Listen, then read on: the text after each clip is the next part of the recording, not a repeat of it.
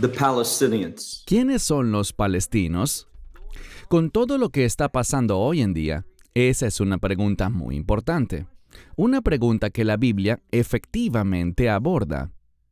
Entonces, ¿no sería aconsejable que nosotros supiéramos lo que dicen las Escrituras sobre este importante tema y permitir que la palabra de Dios forme nuestras opiniones para que podamos estar de acuerdo con Dios y participar en lo que Dios está haciendo en este mundo y lo que Él dice sobre los palestinos? La sección principal que vamos a estudiar hoy es el libro de Abdías. Esta es una profecía muy singular. Son solo 21 versículos, y encontramos que hay algo especial en este libro. Es el único profeta que dirige sus palabras a las naciones. Eso es significativo. En otras palabras, el mensaje de este profeta es principalmente para el mundo y no de manera particular para Israel. Y cuando leemos este mensaje, vemos algo. Se nos dice que habrá un conflicto, una guerra en los últimos días, y que la guerra será entre dos grupos de personas. Y la palabra de Dios es muy específica. Será entre los hijos de Jacob, es decir, los hijos de Jacob, y los hijos de Esaú, que también se conoce como Edom. Y lo que vemos espiritualmente es esto. En los últimos días, las naciones van a tener que tomar una decisión. ¿A quién van a apoyar? ¿Van a apoyar a Israel? ¿Al pueblo del pacto de Dios? ¿A la nación que Dios liberará y de la que traerá un remanente a la fe? ¿O las naciones se pondrán del lado de Edom? O, como yo sugeriría llamarlos, los palestinos de la era actual. Debemos darnos cuenta de que la palabra de Dios es clara. Habrá una guerra en los últimos días. Ahora bien, lo que estamos experimentando hoy, en esta guerra entre Hamás e Israel, no es, y quiero decirlo claramente, no es la guerra de la que habla Abdías. Pero vemos que este conflicto es continuo. Vemos con nuestros propios ojos hoy que cada vez más partes del mundo están apoyando a Edom, es decir, a los palestinos de la actualidad, y se están volviendo en contra de Israel. ¿Quién apoyará a Israel en los últimos días? Será Dios mismo. Ahora, hay una organización llamada Bible Project o Proyecto Bíblico, y tienen videos sobre los libros de la Biblia para darnos una comprensión general de cada libro y de las Escrituras. Creo que es maravilloso, pero cuando miramos lo que Bible Project enseña sobre Abdías, diría que la primera mitad de ese corto video es muy buena, pero en la segunda mitad hacen algo. Cometen un error respecto a las Escrituras y empiezan a espiritualizar y simbolizar cosas que están en el libro de Abdías, en lugar de tratar con lo que dice la palabra de Dios. Hablan sobre el hecho de que Edom proviene de la misma palabra hebrea, Adam, que significa hombre. Y eso los lleva a decir que, en realidad, Edom es una descripción del mundo, y que el libro de Abdías es un tipo de parábola profética que habla de las naciones. Pero eso no es verdad. Vemos que esta profecía es sobre Edom, y cuando miramos bíblicamente las Escrituras, vemos algo. Vemos que Edom, ese nombre que se le atribuye a Esaú, se refiere a su descendencia. Edom es la nación que vino de Esaú. Encontramos que Edom proviene de la palabra rojo, que simboliza ese guiso de lentejas rojas que a Esaú tanto le gustaba y a cambio del cual vendió su primogenitura.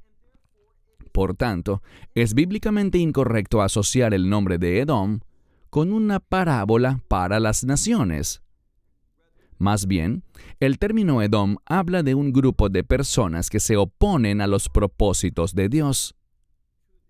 Y cuando miramos el libro de Abdías, vemos que esto se centrará en la tierra de Israel.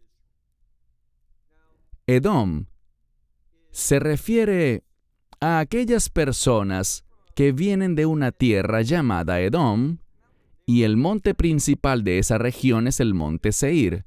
Cuando las Escrituras hablan del regreso del Mesías, y no estoy hablando del rapto, sino de su segunda venida, Él irá a 3 lugares específicos. Sabemos que irá al monte Seir, es decir, al monte de Edom, y traerá juicio sobre ese lugar. ¿Por qué? Porque Él es fiel a Dios. El Mesías llevará a cabo los propósitos de Dios. Él servirá a la voluntad de Dios. Y ese es un gran ejemplo para ti y para mí. El segundo lugar al cual irá el Mesías, según lo que revelan las Escrituras, cuando venga por segunda vez, es Armagedón. Más específicamente lo llamamos el valle de Jehosafat, que significa el valle del juicio de Dios. Y el tercer y último lugar, donde la Biblia menciona que irá el Mesías cuando venga por segunda vez, es el Monte de los Olivos. Así que vemos que específicamente en los últimos días se hace referencia al pueblo de Edom.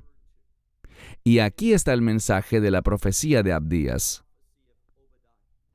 Es una advertencia a las naciones para que no se pongan de acuerdo ni participen junto con Edom, sino que conozcan los propósitos de Dios, su plan y lo que Él hará con el pueblo judío y con la tierra de Israel en los últimos días. Es una batalla por la tierra debido a sus implicaciones espirituales, porque Dios ha prometido usar esta tierra, ha santificado esta tierra para un propósito de reino. Bueno, el primer mensaje que quiero que veamos está en el libro de Génesis, capítulo 28. Libro de Génesis, capítulo 28. Leamos juntos, por favor, el versículo 3. Aquí vemos que esta revelación es para Yitzhak o Isaac. Y noten lo que se le está enseñando. Verso 3. Y El Shaddai. En la mayoría de las Biblias dice, el Dios Todopoderoso. Pero El Shaddai proviene de 3 palabras hebreas. El, que significa Dios, Shei, que significa que, y Dai, que significa suficiente. Se refiere al Dios que es suficiente para cada circunstancia, para toda situación. Dios es capaz de lograr lo que sea necesario de acuerdo con su voluntad. Y vemos aquí en el verso 3, y El Shaddai te bendecirá. Esta es la naturaleza de Dios.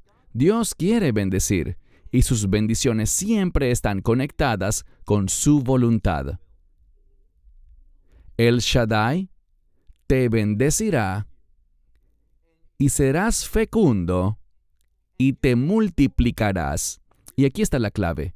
Está hablando de Isaac y lo que Dios va a hacer con esa promesa que le hizo a su padre, Abraham, y que ahora está en Isaac.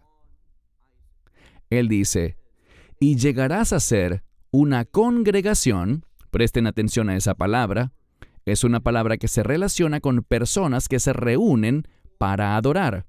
Entonces Israel, esa nación, en un contexto de reino, se convertirá en una congregación, y vean cómo termina.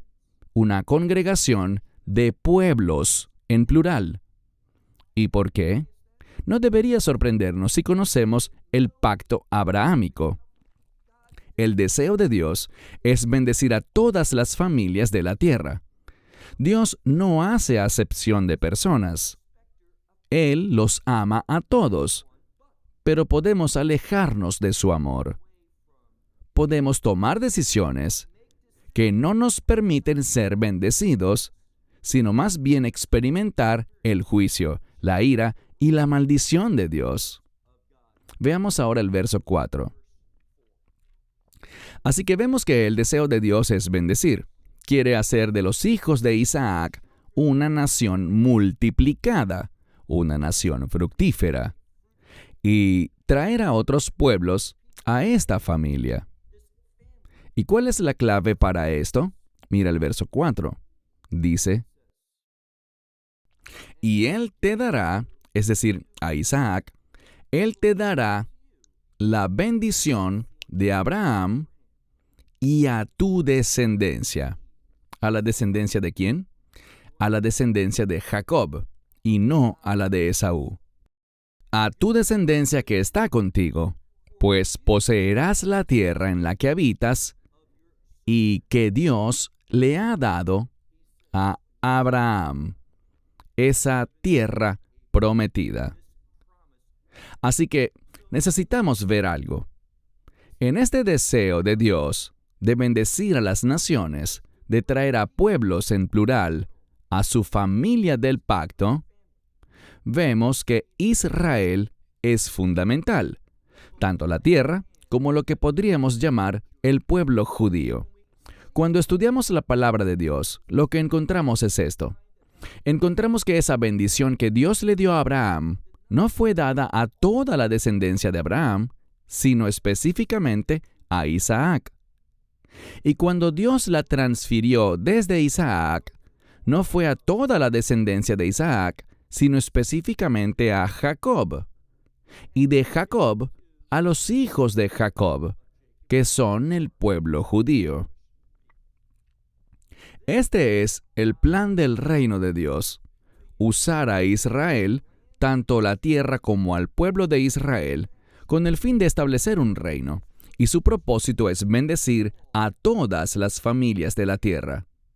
Él es amplio en su gracia, es amplio y quiere incluir a todos. Pero para ser incluido, debes entrar en un pacto, específicamente en ese nuevo pacto. Quiero que pasemos a otro pasaje de las Escrituras. Este pasaje es del Nuevo Testamento. Es del libro de Hebreos, está en Hebreos capítulo 12, versículo 16.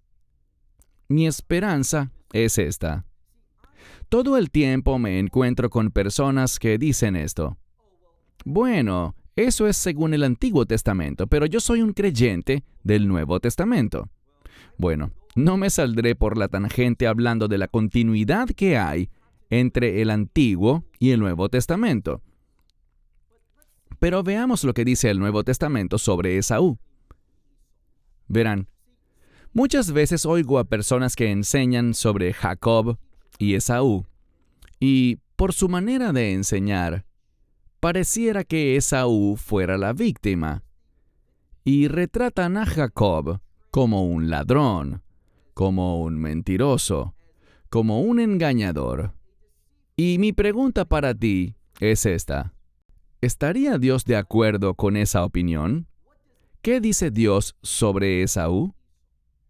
Y encontramos una verdad del Nuevo Testamento con respecto a este punto, en este pasaje de las Escrituras, Hebreos capítulo 12, verso 16. ¿Y qué dice Dios a los hebreos? Verso 16. Y que ninguno sea perverso. Esa palabra significa sexualmente inmoral. En el contexto bíblico, encontramos que la inmoralidad sexual va de la mano con la idolatría. Y vemos que Esaú, ya veremos que es de él de quien Dios está hablando, no era un individuo que fuera espiritualmente digno. Él no era leal a Dios. Él no caminaba de una manera que mostrara un compromiso con los propósitos de Dios. Sigamos leyendo el verso 16. Y que ninguno sea perverso o profano. Esta palabra para profano habla de alguien que manipula las cosas de Dios por sus propias razones egoístas. No es alguien que vive sacrificialmente. No es alguien que vive en obediencia, sino que manipula las cosas religiosas para su propia agenda. Así que dice, que ninguno de ustedes sea perverso o profano, ¿como quién? Como Esaú. ¿Oyeron eso? Encontramos que Esaú, según el Nuevo Testamento, era sexualmente inmoral, era profano, era un manipulador. Él no era, según el Nuevo Testamento, una víctima inocente. Dios, como veremos, está muy disgustado con Esaú. ¿Y cómo concluye este verso? Dice, por una comida. ¿Y cuál fue esa comida? Ese guiso rojo. Tengan mucho cuidado al estudiar la palabra de Dios. Verán en Génesis 25 que Él vendió su primogenitura por ese guiso rojo, y el color rojo representa su carácter y su apariencia. Es por eso que lo llamaban Edom. Dice que por una comida vendió su primogenitura, y bíblicamente esa primogenitura era un llamado a ser usado por Dios. Y Esaú no estaba interesado en eso. ¿Qué dijo él? Él dijo, ¿qué es esta primogenitura para mí? Es decir, ¿qué significa para mí? ¿Qué gano yo con ella? Y la Escritura dice que despreció su primogenitura y la vendió. Y cuando vendes la primogenitura, también vendes la bendición que se le atribuye. Ahora, quiero que veamos un tercer pasaje, y ese pasaje también es profético. Es del libro de Malaquías, capítulo 1. Ve conmigo a ese pasaje, libro de Malaquías, capítulo 1. Fíjense en lo que dice la Escritura. Como les he dicho, vemos la mente de Dios a través de la profecía. En el Nuevo Testamento, específicamente en el libro de Romanos capítulo 9, vemos que Pablo cita esta sección de las Escrituras. Y el problema en el que caen muchos teólogos es que dicen cosas como esta. Ellos creen que Dios, que es soberano, y Dios es soberano, no hay duda de eso. Creemos en la soberanía de Dios. Pero las elecciones de Dios nunca vienen de la nada. Las elecciones de Dios siempre se basan en su conocimiento previo y en el hecho de que es omnipotente. Él lo sabe todo. Así que ve conmigo a Malaquías, capítulo 1, comenzando en el verso 2, donde dice, Yo los he amado, dice el Señor. La pregunta es, ¿a quién le está hablando Dios? Le está hablando a Israel, al pueblo del pacto de Dios. Y tienen un problema, uno serio. En el libro de Malaquías, el problema con el pueblo del pacto de Dios es que no están de acuerdo con Él. En otras palabras, no ven las cosas desde la perspectiva de Dios. Detente un momento. Ora al Señor, hazte esta pregunta y pídele a Dios que te ayude a responder esta pregunta. ¿Estás tomando decisiones que están de acuerdo con los propósitos y planes de Dios? ¿Con lo que Él quiere que hagas por Él? Verán, la redención hace algo. La redención nos lleva a una nueva realidad. Nos convertimos en una nueva creación y tenemos el privilegio de servir a Dios. La redención nos transforma en siervos de Dios. Y vemos aquí que la palabra de Dios dice, Yo los he amado, dijo el Señor. Pero ¿cuál es la respuesta del pueblo? No están de acuerdo con Dios y dicen, ¿pero en qué nos has amado? Y ahora Dios responderá. Él dice, seguramente, un hermano. ¿Qué hermano? Esaú. Esaú era hermano de Jacob. Así que les recuerda el pasado, que había dos descendientes de Isaac y eran gemelos, Esaú y Jacob. Y observen lo que dice al final del verso 2. Él dice, he amado a Jacob. Así que Dios ama a Jacob y dice, si seguimos leyendo, vean el verso 3, pero a Esaú he aborrecido. Ahora, hay una conexión, tanto en la región, porque cuando miramos a los que hoy son llamados palestinos, lo que vemos es que ellos estaban ubicados en Jordania, y algunos entraron en lo que llamaríamos Israel, la tierra prometida. Y Jordania no es amiga de Israel. Escuchen lo que dice hoy la reina de Jordania. Y lo que encontramos aquí es que esa región, esa tierra en Jordania limita con Irak y llega hasta un lugar llamado Bosra. Encontramos que el monte de Esaú, el monte Seir, está allí. Y es porque los jordanos atacaron a Israel sin haber sido provocados que vimos el inicio de este conflicto. Y porque Jordania atacó a Israel en la guerra de los 6 días, e Israel expulsó a los jordanos que estaban relacionados con Edom. Los empujaron al otro lado del río Jordán. Pero descubrimos que había algunos refugiados que se quedaron en la tierra y no querían hacer la paz. Ellos no quieren apoyar los propósitos de Dios. Ellos, como vemos, están en contra de las cosas de Dios. Y los que están en Gaza tienen ese mismo espíritu. ¿Qué tipo de espíritu? Bueno, no creas al falso teólogo que dice que, como Dios es soberano, Él simplemente puede elegir decir, a Esaú he aborrecido, pero a Jacob he amado. Dios no usa su soberanía para violar su carácter. Este es un punto muy importante. La soberanía de Dios nunca viola su carácter. Y lo que vamos a ver en este primer capítulo de Malaquías es esto. Miremos otra vez el verso 3. Dios dice, a Esaú he aborrecido, y pondré sus montes en desolación. En otras palabras, Él convertirá las montañas, las fortalezas de Esaú, en desolación. Y su herencia, ¿cuál será esta herencia?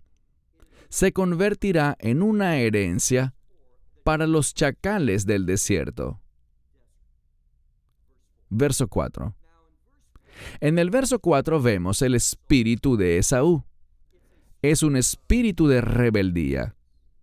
Es un espíritu desafiante. ¿Y qué es este espíritu? Bueno, Dios dice, voy a juzgarte, voy a destruir tus montes y tus fortalezas. Además, tu herencia será dada a los chacales. ¿Pero qué pasa? Veamos el verso 4. Pues Edom dirá, estamos empobrecidos. Esa palabra en hebreo moderno significa estar desposeído financieramente, sin recursos, en bancarrota, en otras palabras. Y todo esto se produjo a causa del castigo de Dios sobre Esaú. Y lo que vemos es que no hay arrepentimiento en Esaú, sino una actitud desafiante. ¿Y por qué digo eso? Bueno, aunque Dios lo hizo estar empobrecido, ¿qué dice Él? Él dice esto: volveremos y edificaremos las ruinas. ¿Qué dice Dios en respuesta a eso? Así dice el Señor de los ejércitos: ellos reedificarán, pero yo lo destruiré. Y ellos serán llamados territorio de maldad. A mi modo de ver, hemos visto la maldad el 7 de octubre de 2023. Y es impactante, no es que me sorprenda, pero igual es impactante ver cómo el mundo entero está en contra de Israel, en contra del pueblo judío. Y básicamente están llamando al pueblo judío terroristas. Llaman al pueblo judío asesinos. Y en realidad, a nosotros nos están culpando por defendernos. Necesitamos saber un poco sobre historia moderna. Hace unos 15 años, Israel hizo algo. Israel le entregó Gaza al pueblo de Gaza. Y en lugar de aceptar la ayuda y la asistencia de Israel para su desarrollo, ¿qué hicieron?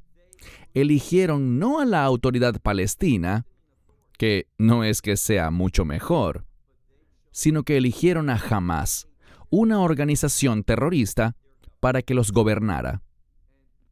Y esa decisión, imprudente e impía, ¿por qué la tomaron? Porque la gran mayoría, oigan esto, yo escojo las palabras que digo con mucho cuidado. Y estoy compartiendo algo con ustedes y lo hago delante del Señor. Y quiero ser honesto. Lo que encontramos es esto.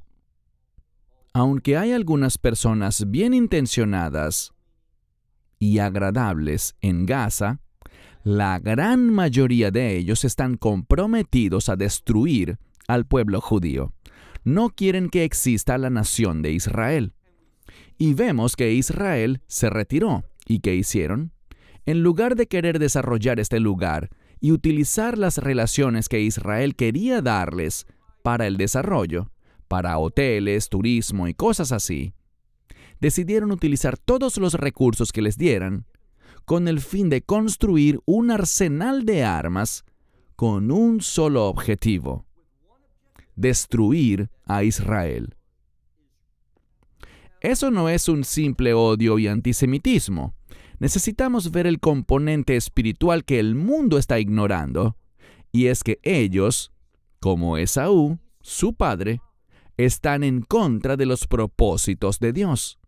Ellos están en contra de la nación de Israel, porque Dios, el Dios de Israel, ha apartado y santificado esta tierra para un propósito. ¿Cuál? Un propósito de reino. Pero no están a favor de eso. Y con actitud desafiante, ellos dicen que reedificarán en oposición y rebeldía contra Dios. Pero, ¿qué dice Dios? Él los llama territorio de maldad y pueblo, oigan esto, pueblo sobre el cual cae la ira del Señor. ¿Por cuánto tiempo? Para siempre. Y la pregunta es, ¿estaremos nosotros de acuerdo con Dios? Vamos a ver un mensaje mayor acerca de estas personas a través de la obra de otro profeta. Y allí dirigiremos nuestra atención justo ahora. Vayamos entonces a un libro muy corto de la Biblia, que ya mencionamos antes, el libro de Abdías, y solo miraremos unos versos antes de concluir. Ve conmigo a Abdías. Por supuesto, solo tiene un capítulo, solo 21 versículos. Y mira lo que dice en el verso 1. Abdías, capítulo 1, verso 1. La visión de Abdías. A menudo hablo con la gente respecto a este tema, a este conflicto. Y al analizar el libro de Abdías, algunos tienen algunas opiniones muy firmes sobre lo que trata esta profecía. Y les hago la pregunta: ¿qué significa el nombre de este profeta? Y el problema es que esta gente es demasiado casual con la palabra de Dios. Se apresuran a llegar a conclusiones que suelen ser conclusiones que ya tenían antes, y solo miran las Escrituras para justificar y probar lo que ellos creen. Eso es muy, muy peligroso. Necesitamos tener la palabra de Dios para moldearnos, transformarnos y conformarnos a la voluntad y la verdad de Dios. Y eso significa que necesitamos tomar la escritura de Dios y amar su palabra, atesorar su palabra y abrazar su palabra. El nombre Abdías significa el siervo del Señor, alguien a quien Dios usa. Y debemos darnos cuenta de que Dios lo llama su siervo, y lo que este hombre revela, necesitamos saberlo. De nuevo, verso 1. La visión de Abdías. Así dijo el Señor Dios. No dice solo el Señor, como suele ser el caso, sino que tenemos esta combinación única del Señor Dios. ¿Y de qué se trata esta profecía? Se trata de, sigue leyendo, de Edom. ¿Y qué es lo que dice? Hemos oído noticias del Señor. ¿Cómo escucharon esas noticias? Bueno, algunos dirán que esta próxima palabra tiene que ver con un embajador, un diplomático, alguien que representa a otro. No estoy en desacuerdo con eso, pero como siempre digo, tenemos que analizar cada palabra. Y la palabra en hebreo es tzir. Eso es interesante porque si le preguntaras a alguien hoy en día qué es tzir, no dirían inicialmente que es un embajador o un diplomático. ¿Qué te dirían? Bueno, tzir en hebreo significa la bisagra de una puerta. Y te preguntarás, ¿cuál es la conexión? Dios escoge sus palabras cuidadosamente. Siempre hay más significado en el idioma original. La palabra tzir es bisagra de puerta, y una bisagra permite que la pared se abra para que puedas pasar al otro lado. Y la elección de esta palabra significa esto. El contenido de esta profecía va a proporcionar una transición, como pasar por una puerta, salir de un lugar y entrar a otro. Cuando estaba oyendo a los de Bible Project, hubo algo que omitieron, algo que no oí y que yo diría que es la parte más significativa de esta profecía. Porque si miramos este último verso, el verso 21, al final del verso tenemos una gran revelación. Dios nos dice lo que tiene que suceder para que el reino sea del Señor, es decir, que Dios produce un cambio en este mundo para transformar este mundo de oscuridad, este mundo de violencia y este mundo de injusticia. ¿Qué debe pasar para que este mundo se convierta en el reino de Dios? Hablaremos de eso en un momento. Pero lo que vemos aquí es que el mensaje de esta profecía es acerca de un cambio de reino que viene. Y Dios traerá juicio sobre Edom. Y yo diría también sobre el pueblo palestino. ¿Por qué? Ya llegaremos a eso. Pero pasemos ahora a la segunda parte del verso 1 que dice: un embajador o diplomático ha sido enviado. Él trae un mensaje. ¿Y cuál es el mensaje? Recuerden que veremos que ha sido enviado a las naciones. Él está llamando a las naciones a responder y dice: levántense contra ella. Es decir, contra Edom. ¿Para qué? Para la guerra. Creo que eso nos da una gran información. No deberíamos cometer el error de la comunidad internacional diciendo que necesitamos llevar agua, alimentos y medicinas a Gaza. No. Queremos la victoria. Queremos justicia. Y por tanto, nada. No se debe dar nada. ¿Hasta qué? Hasta que Hamás se rinda incondicionalmente. ¿Saben qué es triste hoy? Si revisamos la historia, encontraremos que las guerras, como pasó en la Segunda Guerra Mundial, terminan con una rendición incondicional. Eso es lo que la guerra debe traer al vencedor, que el enemigo, el que es derrotado, se rinda incondicionalmente. Luego puedes entrar y ayudar a esas personas, pero hasta que no haya esa rendición incondicional, ¿qué haces? Haces lo que la palabra de Dios dice. Él está llamando al mundo a ir a la guerra contra Edom. Y vemos que hay una batalla profética en Abdías por la tierra. Lo que está sucediendo hoy nos está dando un anticipo, nos da este evento que está ocurriendo para que informe nuestra perspectiva. Él dice, levántense contra ella para la guerra. Verso 2. Dios está hablando y dice, he aquí, yo te pondré o te haré pequeño entre las naciones, y serás muy o excesivamente despreciado, lo que significa que Dios tendrá un gran desprecio por Edom.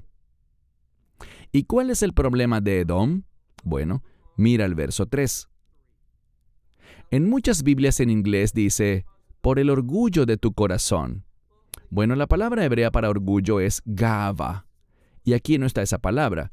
Y ese es otro ejemplo de cómo los traductores no toman la palabra de Dios en serio. Lo que les recomendaría es estudiar estas palabras cuidadosamente. Y hay recursos disponibles, la mayoría de los cuales son gratuitos, que pueden ayudarles a hacer un estudio serio de la Biblia, o al menos escuchar a aquellas personas que hacen un estudio serio de la Biblia. Porque aquí no se usa la palabra gava, que es orgullo. Es una palabra muy diferente, es zadón. En la ley judía, basada en la Escritura, hay dos palabras que tienen gran importancia. Una es bishgagá. Bishgagá es cuando alguien hace algo que está mal, debe responder por eso, pero no tenía esa intención, no fue con malicia. Lo que hizo está mal y hay consecuencias, pero no existía la intención de hacer eso. No se buscaba ese resultado. A eso lo llamamos bishgagá, y hay un conjunto diferente de consecuencias para eso. Pero cuando alguien hace acciones pecaminosas con una intención pecaminosa, usamos una palabra diferente y esa es la palabra mezid, que es una forma diferente de esta palabra. Lo que dice aquí es que el corazón de Edom es un corazón que es malicioso, que desea hacer el mal. ¿Y por qué razón? Porque Edom será utilizado por el anticristo para librar esa guerra en los últimos días contra el pueblo judío. ¿Qué dice la Escritura? La Escritura nos dice que en los últimos días, cada nación, eso incluye a Estados Unidos, cada nación se unirá a Edom. Esto es lo que Abdías nos está revelando. En los últimos días, con el fin de luchar contra Jerusalén, con el fin de frustrar los propósitos de Dios, cada nación se pondrá en contra del reino de Dios. Y permítanme hacer una pausa aquí. ¿Recuerdan la última sesión de anoche cuando hablábamos del anticristo? Su imperio se llama el macho cabrío. ¿Y qué hará el Mesías? Él va a separar a las ovejas de las cabras. Y hay algo que debemos entender. Como he dicho, la gente no le presta atención suficiente y cuidadosa a las palabras. La gente me pregunta todo el tiempo cuando viajo, ¿crees que nuestro país será un país de ovejas o un país de cabras? La Escritura no habla de naciones de cabras y de ovejas. Sé cómo lo han traducido, pero esa palabra tiene que ver con grupos étnicos. Y lo que dice, y me refiero a cómo interpretar esa palabra, es en referencia a los gentiles, a las naciones. pero no se refiere a países, sino simplemente a distintas personas. Y algunas personas serán seguidoras del Mesías, alabado sea Dios por eso, y ellas serán del grupo de las ovejas. Y habrán otras personas, otros gentiles, otros individuos, que serán del grupo de las cabras. Y lo que encontramos aquí en esta profecía es que Dios nos está diciendo de qué lado está Él y cómo estar en este lado correcto. Así que Edom tiene un corazón malicioso y rebelde que quiere, por naturaleza, hacer el mal. Y cuando uno tiene un corazón así, serás engañado. Pero Edom piensa que, porque habita en la hendidura de la roca, en lugares altos, está a salvo. Él dice en su corazón, ¿quién me derribará a tierra? Se siente cómodo. Edom cree que, por tener el apoyo del mundo, está a salvo. Pero observen lo que Dios dice en el verso 4. Él dice, si te levantaras como un águila, y si entre las estrellas pusieras tu nido, Dios dice esto, de allí te derribaré, dice el Señor. Ahora bien, como hemos estado hablando, esta es una profecía de los últimos tiempos. Así que veremos que hay personas, y no cometan el error de The Bible Project, cuando dicen simplemente que esta es una parábola para las naciones en general. No lo es.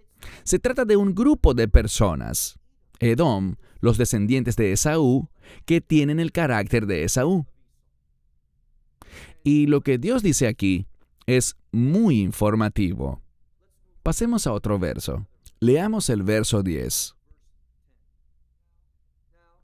Cuando he enseñado en varios lugares y surge el tema de la historia de Esaú y Jacob, no solo me he encontrado con mucho desacuerdo, lo cual está bien, pero con hostilidad, por lo que yo manifiesto sobre la palabra de Dios. Y todos dicen lo mismo que les compartí antes. Es muy común dentro del cristianismo ver a Esaú como una víctima y que Jacob es el malo y Esaú fue explotado por su hermano. Pero eso no es lo que vemos en el Nuevo Testamento. Como vimos en Hebreos 12, verso 16, Dios dice que él era un hombre malo, un inmoral sexualmente hablando, perverso, un individuo profano, y Dios nos advierte que no seamos como él. No era una víctima. Y noten lo que dice aquí en la palabra de Dios. Ve conmigo a Abdías, verso 10.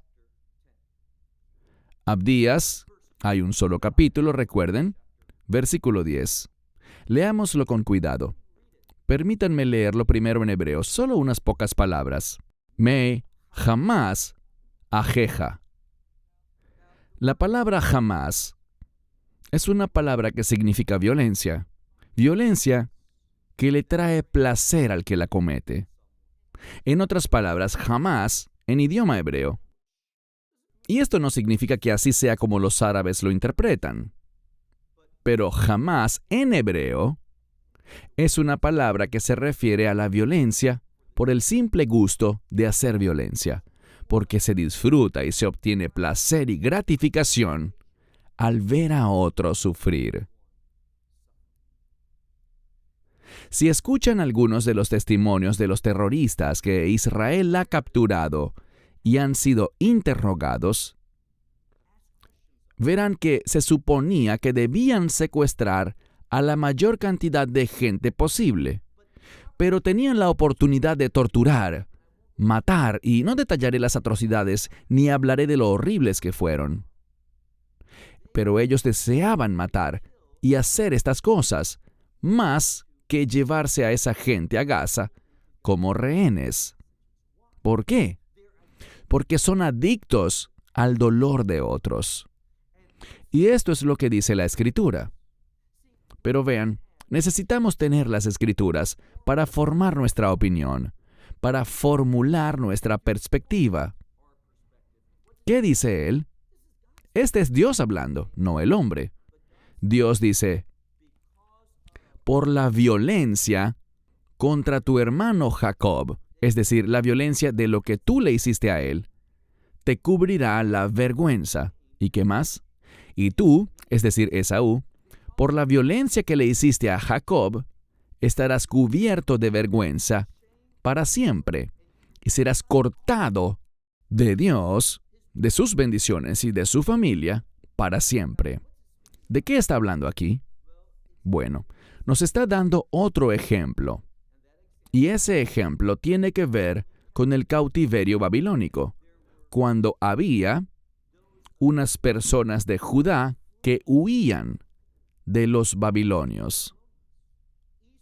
Esaú se unió y atacó y mató a algunos. ¿Por qué? Este es su carácter. Tiene un carácter de jamás. Le encanta causar sufrimiento a otras personas. Bueno, me queda poco tiempo. Ve conmigo a la última sección que vamos a estudiar. Ve conmigo a Abdías, ahora en el verso 17. Hay un mensaje de esperanza, y esa esperanza no es como lo que dicen los de Bible Project. Ellos dicen algunas cosas ridículas. ¿Por qué lo digo? Ellos dicen que después del día del Señor, Dios hará una nueva obra de salvación. Eso no es así. Ese no es el caso. Después del día del Señor, Dios va a establecer su reino. No hay una nueva obra de salvación, solo hay una obra de salvación, y esa es la cruz, lo que hizo el Mesías. Y entonces, esta segunda oportunidad a la que ellos supuestamente están haciendo referencia, y vayan ustedes mismos a YouTube y busquen el video de Abdías de The Bible Project y escuchen lo que dicen en ese video de 4 minutos, sobre todo en esa segunda parte que es tan problemática. Lo que encontramos aquí es que Dios le dará la victoria a Israel. Dice el verso 17, Abdías, verso 17. Y en el monte de Sión habrá liberación y habrá santidad. Y la casa de Jacob, oigan esto, la casa de Jacob poseerá su herencia. Verso 18. Y sucederá que la casa de Jacob, ¿oyeron eso? La casa de Jacob. Esa palabra no significa tramposo o engañador o suplantador, como muchos cristianos dicen. Están equivocados. Esa palabra tiene que ver con alguien que persigue los propósitos de Dios. Y aquí dice lo que va a pasar en los últimos días. Dice, la casa de Jacob será fuego, y la casa de José, es decir, Jacob y José representan Jacob al reino inferior y José al reino superior. La casa de José será una llama. ¿Y qué será Esaú? Esaú será hojarasca. Si tienes rastrojo o hojarasca o paja y hay fuego y una llama, sabemos lo que sucede. Ese rastrojo no sobrevive. Y noten cómo termina el verso 18. Porque el Señor ha hablado. Verso 19. Aquí nos hablan de lugares clave. Como hay poco tiempo, lo repasaremos rápido. Habla de lugares clave que el pueblo judío heredará y habitará. Y uno de los lugares es Galaad. Y esto queda en Jordania. ¿Por qué es importante? Este lugar puedes ver que se nombra al final del verso 19. Y esto nos dice lo siguiente. El mundo tiene un plan de paz que involucra a 2 naciones, Palestina e Israel. Dios no lo quiera. Ese no es su plan. El plan de Dios es que la nación de Israel se expanda, no que se vuelva más pequeña ni que regale territorio, sino que amplíe sus fronteras. Eso es lo que vemos aquí. Eso es lo que vemos en Isaías 54, y lo vemos en muchos pasajes. Y el reino de Dios no vendrá hasta que los judíos habiten en estos lugares. Puedes leerlo en los versos 17, 18, 19 y 20. Pero quiero avanzar y concluir con el verso 21. En el verso 21 dice, y salvadores. Esta palabra significa alguien que salva o liberta. Y lo que encontramos aquí es que la salvación subirá, ¿dónde? En el monte Sión. Sión es una palabra de reino. Y lo que Dios está diciendo aquí es que Él hará una obra de salvación para Israel, para los propósitos de ese reino. ¿Por qué digo eso? Bueno, noten lo que Dios hará. Dice al final del verso 21, y Él juzgará al monte de Esaú, el monte Seir. Eso podemos verlo en Ezequiel capítulo 35. Dios va a juzgar esa fortaleza de Esaú. Pero cuando lo haga, ¿qué pasará? Es solo después de eso que dice, y entonces el reino será del Señor. Es decir, entonces Dios establecerá su reino. Está muy claro. Hay un pueblo en la actualidad que proviene de esa ubicación de Edom. Y vemos que el rojo y esa singularidad también los caracteriza a ellos. Y además vemos algo. Incluso los árabes en diferentes lugares reconocen que hay una diferencia.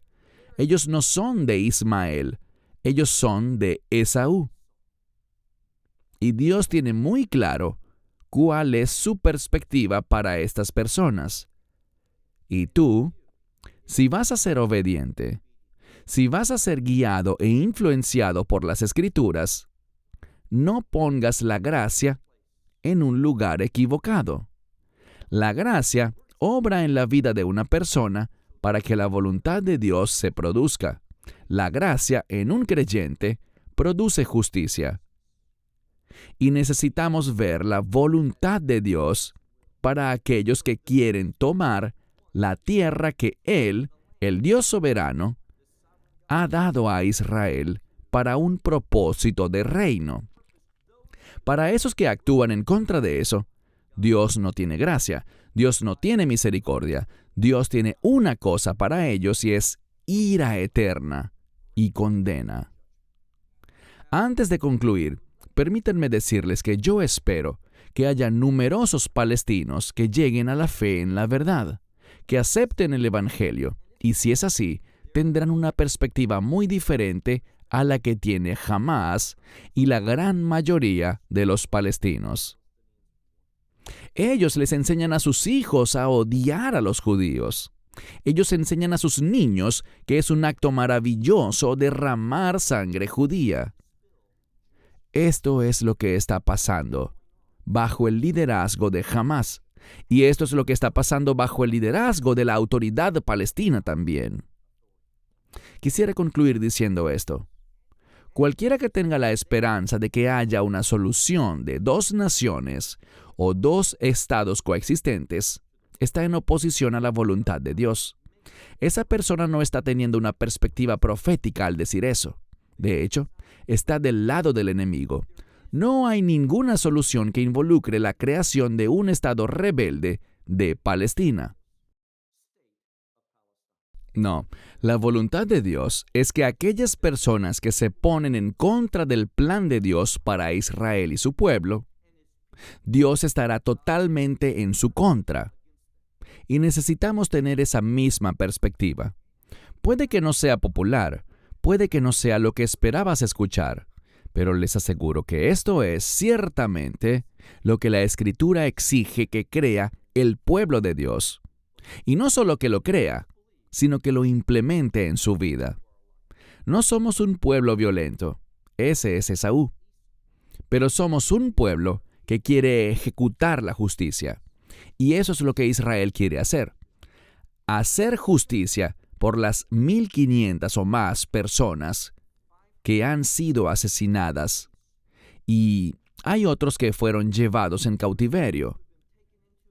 Y más de 100 que todavía se desconoce su paradero.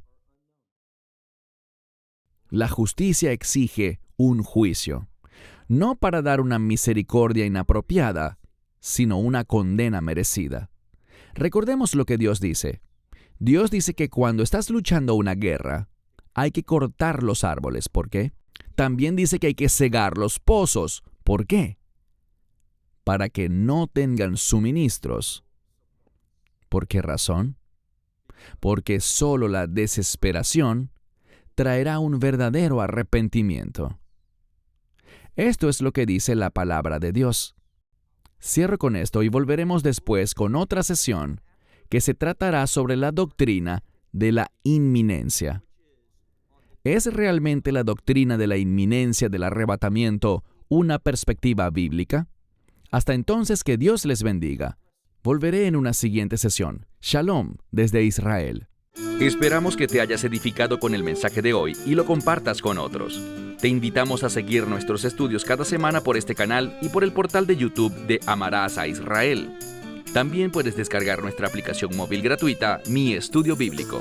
Finalmente, para obtener más información sobre nosotros, visita nuestra web amarasaisrael.org, donde encontrarás otras conferencias de Baruch en audio, video y texto. Hasta el próximo programa. Que el Señor te bendiga en Yeshua HaMashiach, Jesús el Mesías, mientras caminas con Él.